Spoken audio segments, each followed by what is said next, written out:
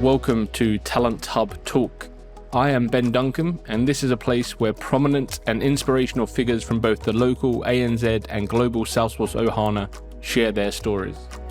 Tired of wasting time on tedious processes? Try Form Assembly, the secure, all-in-one Salesforce connected data collection platform. Form Assembly helps customers streamline and automate data collection processes, enabling organizations in all industries to save an average of 55 hours each week on manual data entry. Using the platform's new workflow builder, non-technical users can map entire data collection workflows, eliminate inefficient processes, and make better, faster decisions, all without code or help from IT. Visit www.formassembly.com/talent hub to learn more about the #1 enterprise data collection platform for Salesforce. In today's episode, I am joined by Maxime Rebibo, a Salesforce B2C Commerce Cloud specialist based in France. We discuss what first attracted Maxime to working with Demandware prior to their acquisition by Salesforce, and then explore whether or not he saw the acquisition as a positive at the time. We go over the differences between B2C and B2B offerings by Salesforce, as well as looking at the skills required to work on B2C and how the development on this platform differs from coding on the core Salesforce platform. Maxime explains the types of companies that he regularly sees opting for Salesforce B2C Commerce, what makes a project complex, and how Salesforce have built on and expanded the Demandware platform. Finally, Maxime talks about the challenges that people face with trying to gain experience on Commerce Cloud, but offers some resources that people may find useful. I hope that you enjoy the episode, and if you do, please do subscribe for future episodes that are coming through. Maxime, thank you very much for joining us. Hi, Ben. Thank you. Pleasure to have you on the show, and really keen to hear about your journey, your story, and the world of Commerce Cloud, because we haven't had a guest to discuss Commerce Cloud on the podcast before. So I'm hoping you're going to shed a lot of light and talk about your experience. Wow. Let's. I always like to look back and try to understand a bit more about you before you kind of joined this ecosystem. So, what were you doing? Like, what was your career before you found Demandware? I started working with Demandware very young. So my career before that was only 1 year working with PHP. Okay. I was working with Symfony 2. Yes, I was working at a French startup called Babbler. And yes, I worked during 1 year on PHP and Bootstrap. I was not really focused on backend or front end. After this year, I understood that I wanted to do backend. Okay. So, and did you studied programming? Like, did you always want to be in the kind of development world? Yes, I started programming very, very young. I was at school and I was just creating my first website. That was really nice. My brother is also working in IT, in programming. So I was inspired by him. Nice. When I started to do that, yes. So you mentioned you decided or realized quite early on that you didn't want to do front end. You wanted to be a back end developer. Why was that? I don't know. I just worked on both sides, and I preferred back end. Yeah. Okay. Nice. So obviously you were working with PHP, and then you moved into the Demandware space. So if anyone's listening and they don't know what Demandware is, that was the company that Salesforce acquired to make B2C Commerce Cloud. So what was it that interested you about Demandware back at that stage of your career? I remember I was searching for a new apprenticeship contract, and I was invited to an informal session where some companies were there to recruit, and I remember that there was 3 companies, Eclipse and 2 other companies. Eclipse, which was the leader into SFCC, into Commerce Cloud in France, into Demandware in France, and they the three companies talked about their project, their technologies, and why they wanted to recruit. And I remember Eclipse was talking about Demandware, and when I heard about this technology, I understood that it was a very closed ecosystem, very closed environment, and that was a good opportunity to start with this ecosystem, because I knew that it was hard to learn by myself. It was a different product than PHP or JavaScript that you can just learn by yourself. And yes, so I talked to Eclipse recruiters, and I just tried, and it worked. So I got my first contract, apprenticeship contract with Eclipse for Demandware development. And this was before Salesforce acquired Demandware. Yes, exactly. Okay, nice. So it was in 2015. And you say it was a closed ecosystem because it was a difficult platform to learn. I guess was that you looked at that as a good career opportunity, that it would just mean that you could specialize and therefore you knew your skills would be in demand? I didn't know that I wanted to be specialized into this technology, but when you are working on a very specific technology like this into a niche, there is a lot of demand on the market. Yes, okay. Yes, so that was the idea when I started with this technology. So how did you learn? Because like you said, it is a closed ecosystem. My understanding is there's no like Sandbox available for or back then even for Demandware, that it wasn't a Salesforce product, therefore there wasn't anything like Trailhead. How do you at that stage, how do you learn to be a Demandware developer? I just learned because there was Eclipse team that were here to help me. And I just started with documentation. That was not public. As a Demandware product, it was not even public. Even the documentation was not public. And after, I just started on L'Oreal project by fixing bugs. So when you are fixing some issues, it's easier to learn because you are just searching into existing code. Why it's working like this? Why is this behavior? And I was searching. I had some time to learn because I was learning. I was a student. That was an apprenticeship contract. So that was different than a real permanent role or a freelance contract. So yes, the team was here to help me, and I had a mentor at Eclipse, and that's it. They just helped me to understand and to grow up in this technology. So how from your previous experience as a PHP developer, was there much of a transferable skill set? Was the coding language similar? Like all development languages, it's the same logic. The same backend logic when you have to create algorithms and something like this. But that was completely different, especially with pipelines. When we were working on Demandware, there was the what they call pipelines. It is a graphical environment on Eclipse. So everyone hated Eclipse. I remember, but that was the only IDE available for Demandware. So we had to work on Eclipse with pipelines, and it was just graphical things. You have to add some things to create a simple loop or simple conditions. And that was very hard to review when you have to create a pull request. So yeah, that was horrible. Pipelines was very, very different. And talking about the language, the backend language, it was Demandware script.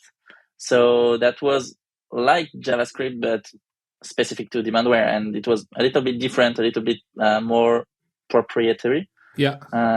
So yeah, that was hard to work with it, but I just learned, and now it's more standard with Salesforce. So when you first started learning, and obviously it wasn't the most enjoyable development to do, like you said, you weren't enjoying working with Eclipse and so on. Did you just pursue it, continue working with it because you could see that there was a big opportunity there, or did you ever consider going back to PHP? I've never considered coming back to PHP, but I tried to change my career to a mobile developer because I love Apple and I love iPhones. So I just wanted to create something on my iPhone, and I tried at Itelios. Itelios said, "Okay, you want to make a mobile? Okay, you can maybe try." And I tried during 1 week, and they said, "Oh, you are better at Demandware." So I just continued with Demandware. I have to admit that it was not the best part of my career because I was disappointed. But yes, after that, I think that's a good thing. Today, I think that's a good thing. Yeah, 100%. Yeah, you definitely fell back into the right place. So some luck. when Salesforce acquired Demandware, did you see that as a good thing? Did you know much about Salesforce as a business at that point? Yes, that's a good thing because everyone knows Salesforce. So before, when you were talking about Demandware, some people was saying, "Oh, what's Demandware?" But when you say Salesforce Commerce Cloud, they say, "Oh, I don't know Commerce Cloud, but yes, Salesforce, I know it." Yeah, and it's different. So it's a good thing about the Salesforce reputation, and so they are very famous in the market, and also customers want to be into Salesforce ecosystem. So let's say they already have Marketing Cloud or Service Cloud, or I don't know. They just have to connect their integration system to Commerce Cloud, and they are more into into Salesforce ecosystem. So yes, I think it's better like this. And of course, Salesforce has changed the technology to be more open. So it's also better. sure. It's still closed, but it's more open than before. Yeah, nice. So and the documentation is public now. Yeah, that's much better. Hey, that makes it a lot easier. So a lot of people might not understand that there's two products in the Commerce Cloud space now that Salesforce do own them. I think people see Commerce Cloud as one, but then obviously there's B2C commerce, there's B2B commerce. So very basically, I guess, for anyone to understand, what's the difference between the two platforms? I will try to explain with my words because I'm not a B2B expert. So I'm working on B2C commerce part. And yes, B2B commerce is a completely different product. It's an acquisition too. It's from Cloud Craze. So B2C commerce was Demandware, and B2B commerce was Cloud Craze. Salesforce acquired it, and it's built on core platform. B2C commerce is still on Demandware structure and architecture. So that's why we can't get a Sandbox easily. For B2B commerce, so it's different product. You can manage something differently. For example, I know that for B2B, companies have to order a big amount of quantities. So they want to buy 1,000 pieces of something, and they can do it. They can do it easily. In B2C commerce, we are always limiting to 5 products because it's not for this. It's not created for this quantities. For B2B commerce, we can reorder something very easily.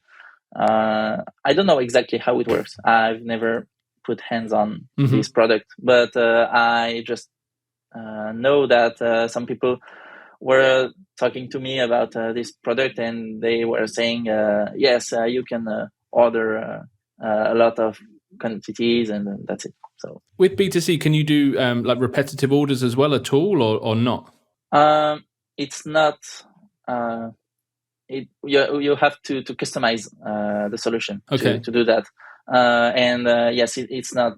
You cannot deal with it very easily. You have to do custom development. Sure. So with B2C not being on the core Salesforce platform, the skill set I imagine is completely different to B2B from a development perspective, and very different to like a typical Salesforce developer role. So your skill set isn't Apex at all, right? You're a programmer, but you wouldn't touch Apex. So what are the kind of core programming languages now that it is on the in the Salesforce ecosystem are you coding with day to day? Of course, we don't need anything about Apex and Lightning and all these Salesforce ecosystem languages. I don't know anything about this. I know only Commerce Cloud, and I have to learn more about Salesforce ecosystem, by the way. But for Commerce Cloud, you don't have to learn all of this. JavaScript is the most important language here. So you have to understand the programming concepts like MVC, model view controllers, JavaScript, because it's always it's JavaScript almost everywhere. And yes, it's more standard. As I said in the previous question, now Salesforce acquired Demandware. It's JavaScript is not Demandware script anymore, except on old projects. But yes, you just have to learn JavaScript. There is the templates. Templates are into ISML, which is HTML, but with some backend logic specific to Demandware. It's like a twig for Symfony. I think JavaScript and some programming concepts, that's enough. So once a platform is live, like once a company have implemented B2C commerce, do they still need a developer to make amendments, or can that be done by a more functional person? Is it like drag and drop? There is some drag and drop, not a lot yet. Maybe it will be more like this in the future, because I know customers love drag and drop. Yeah. So they are Salesforce created something which is called Page Designer. Page Designer is something when you can do drag and drops with the same UI than Lightning and other Salesforce products. So it's to create some content assets, to create some landing pages when you can drag and drop some elements, some text, some images, videos, and so on. That's it. I think that's only Page Designer which is using a drag and drop.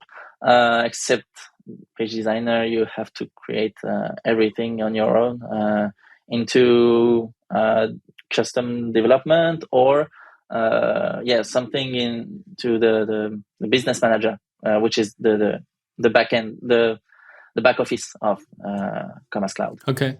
Yeah, makes sense. So from your experience, and you've been in the Commerce Cloud world for a number of years now, is there like a sweet spot in terms of the size of company? Like, is it you mentioned L'Oreal earlier, right? So big, huge global company, like makes sense that they would invest heavily in expensive technology. But do you see small companies also using B2C Commerce Cloud, or is it like really only over a certain sized organization, certain amount of turnover would make use of it? I worked with smaller companies, but it's more, it's not very common. So Yes, in general, it's very large companies, luxurious companies. So it's a very expensive product, of course. So it's more for these companies. I don't know if it's only for only profitable for large companies, but yeah, I know I also worked with smaller companies. I won't tell some names Sure. because yeah, to tell it's small companies, that's not Yeah, that's fair very enough. good. But when is a project complex then? So like if you've got a L'Oreal, like a huge organization, what would make something like that complex? Is it the volume of users? Like I guess the number of visitors to a Commerce Cloud site that would make a project complex? Is it the amount of transactions that go through? And what makes one project more challenging than another? I think what you are saying is correct. Number of transactions and visitors on the website. Also the popularity of the brand, because sometimes you have to fight against some bots. They are trying to get the whole quantities you have when you just release a new product. Sometimes people are trying to buy everything in one time. No way. It can be challenging to work into a large integration system. So when you have a lot of different products that are connecting to Commerce Cloud, you have different format files. So sometimes you have to send XML files, sometimes CSV, and you just have to send everything to a lot of different FTPs, and to keep everything clear into your system. It can be challenging, and also because Commerce Cloud, because Salesforce is releasing they are releasing new technologies. You have to improve your skills and try to work with these new technologies. So sometimes it can be challenging to work with a new technology like PWA Kit or I don't know, SFRA, the last framework, not the last, but the framework which has been released in 2017. Yes, it can be challenging. So I saw your post recently about a candidate that had 10 years SFRA experience. So that happened in the But Commerce Cloud world I as well. changed. Yes, but I changed it because I think it was not very nice.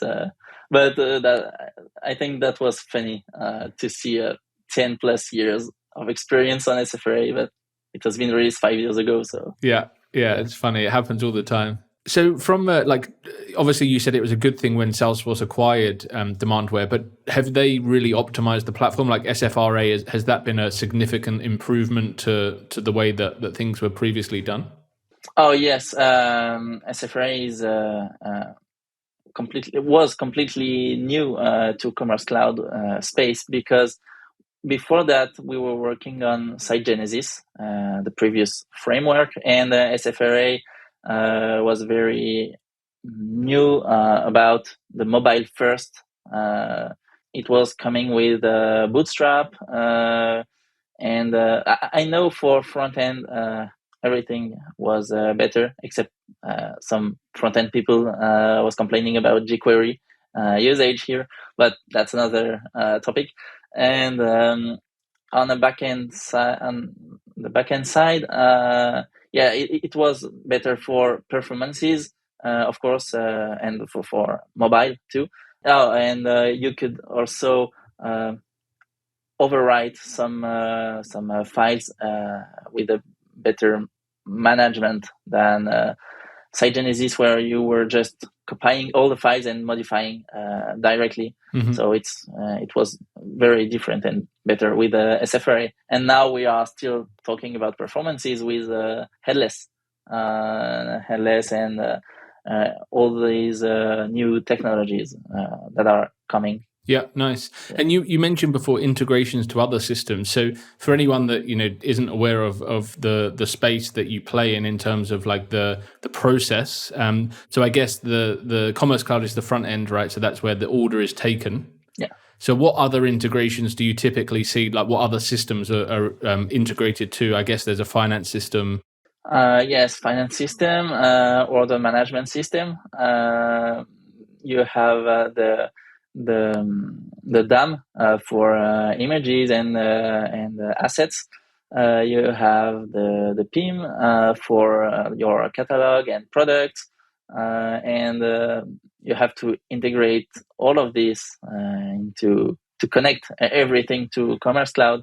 You have to send orders to your order management system. You have to connect everything, and you have to cross fingers to see if everything is working.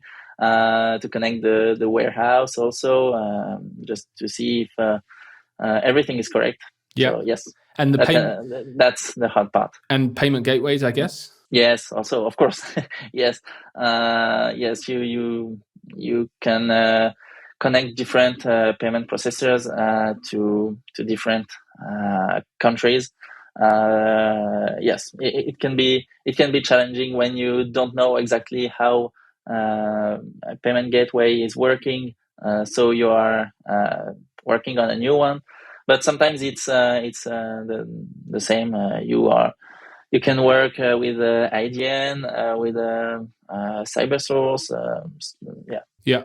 So it's sometimes it's the same. Yeah. So obviously you've been in the ecosystem for a while now, and you're a freelancer now, I believe. So do you see, in terms of job opportunities, is that the way the Commerce Cloud market is? There's more freelance work, or do you see more permanent roles?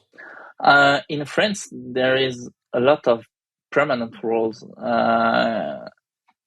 Not a lot of freelance Commerce Cloud developer in France. I know it's very common to see freelance guys for Commerce Cloud into UK or into India. I don't know, for maybe also for US market. I don't know, but I know in UK it's very very common. I would say in France it's more permanent roles. So yeah, I don't have a lot of information about it. I don't have some numbers to give, but. And how long does a typical, like in your experience and the ones you've worked on, how long does a typical project last for? I would say the minimum for a project when you start from the beginning is at least 6 months. You can do shorter, but it can be very hard, like 4 months. But it's hard. I think, yes, for your project, 6 months is the minimum for a good product. After that, it can last longer. I worked on a project during more than 1 year just to launch the project. It was for Fenty, the project of Rihanna. Yeah, almost 1 year and a half, I think, 1.5 year. But it was a very complex project because that was my first project with SFRA. That was a project with a single page application technology. So that was completely different. We don't see this every time on Commerce Cloud. So that was very new and very challenging. And from your experience now, obviously over the years, are you seeing there's more talent available now, like more people coming into the market, or do you still see it as a shortage of good qualities Commerce Cloud developers? Yes, of course. Since Salesforce acquired Demandware, you were asking me if it was a good thing. Yes, that's a good thing for this because developers are now more interested by Salesforce. Sometimes they are coming from another Salesforce product and they just want to learn Commerce Cloud. So yes, definitely there is more people into Commerce Cloud space now. So how does someone learn now? Because you didn't have a Sandbox, you had very limited documentation. If someone is listening to this and they're thinking, I want to make the move and, I don't have any Salesforce experience at all. I don't have any Commerce Cloud experience. Like where would you start? That's the hard part. So to start, I think that's like for Marketing Cloud, you cannot get a Sandbox to work. So for Commerce Cloud, it's the same. You can learn theory on Trailhead. Salesforce did great Trailhead about for Commerce Cloud. So you can learn theory here. You can talk to Commerce Cloud people. You can try to read the documentation to see how is working Commerce Cloud, because in the documentation you have some snippets, you have some codes you can just check. So yes, that's only theory. And if you want to practice and to work on a real project, you need some luck. Mm-hmm. Of course, JavaScript is very important. And if you know JavaScript, if you have a good experience into IT world, into development, you can try to work on a project by talking to managers or HR and try it. Sure. Yeah. Well, fingers crossed. Hopefully in the future there'll be some sort of Sandbox because, like from my experience, what I'm seeing is it's like here in Australia, especially, it's very short of talent. To find a good B2C Commerce Cloud is very, very difficult. There's probably like in Australia, there's definitely less than 100 experienced people, I would say, on B2C Commerce as a development skill set. So we need more people. So hopefully Salesforce will open something up in the future. I don't know if they will do it. I think that's very hard to change the whole architecture to create a Sandbox like this. But you can create Sandbox on demand. That's something Salesforce created, but it's expensive, and you can't just use a playground like other Salesforce product in Trailhead. Yeah. So yes, that's different. That's hard. I'm not sure. It's been a while now. Salesforce acquired Demandware, and nothing really changed on that side.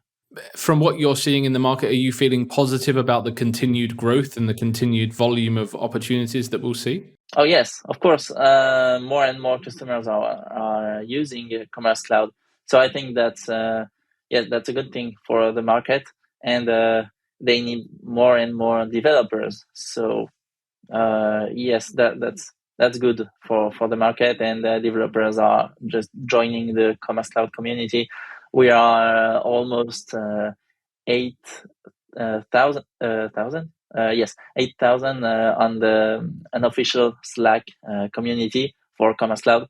So that's great, and more and more people are joining the community here. So if you are watching this video and you didn't join us yet, you can join SFCC unofficial Slack. I don't remember the name exactly. Unofficial B2C Commerce community on Slack. Yeah, that's good to know. That's excellent that there's something out there, because I think, it's great for people to be able to get that kind of information and share resources and ideas. So if anyone wants to reach out to you directly and not have to troll through Slack to find you, where's the best place from a social media perspective? Oh, LinkedIn. I'm active on LinkedIn, and you can join me anytime. I'm always connected. So even to talk, I'm very available. You just send me a message, say hi, and I will answer. Awesome. Well, thank you so much. It's really been great to hear more about your story and get an insight into the world of Commerce Cloud. And thank you. And we'll share that with our audience, and hopefully you'll have some people reach out asking some questions. Thank you, Ben, for inviting me. Yes, I'm ready for questions if you want to talk with me. Awesome. Thank you. Thank you very much for listening. I hope you enjoyed the chat. And if you did, please make sure you have subscribed for future episodes that are coming through. I would also be very grateful if you would consider leaving a review on your chosen podcast platform, as 5-star reviews will help us to reach more trailblazers from across the world. I look forward to sharing another episode with you soon, and thanks again.